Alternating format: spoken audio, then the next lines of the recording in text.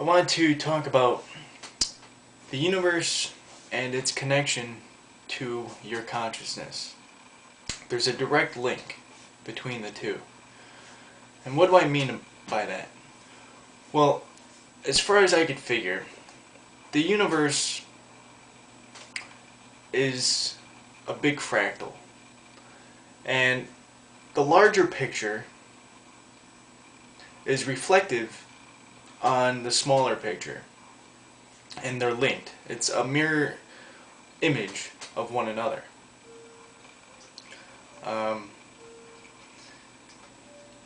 For example, for you to be able to watch me right now, humans had to rise to a certain level of consciousness. Even a few years ago, this wouldn't be possible for me to communicate to whoever is watching out there. So, what I'm trying to say is that the Earth has to be in a specific place and time in order for certain things to happen. So the bigger picture is reflective of the smaller picture. And what that basically says is everything is equal. The smallest grain of sand is just as important as the biggest planet. Everything is reflective of itself. So basically, what I see happening is there's all of these collisions and conflicts of interest, but after a while the equation changes and it has a positive outcome, even though it might not be apparent that it will have a positive outcome at the moment. And I'll use the example of the moon and how it got to be where it is. Now, say you have our solar system, and as it's forming, there is all of these collisions and things smashing, huge things smashing into each other,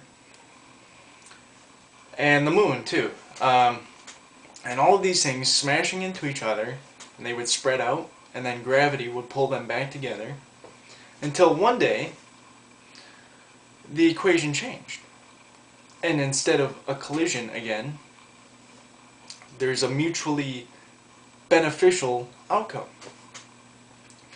And now the moon, without all of those collisions, and if we didn't have the moon, we would not have seasons. We wouldn't have the spring and the summer and the winter and the fall. And by that very same thing,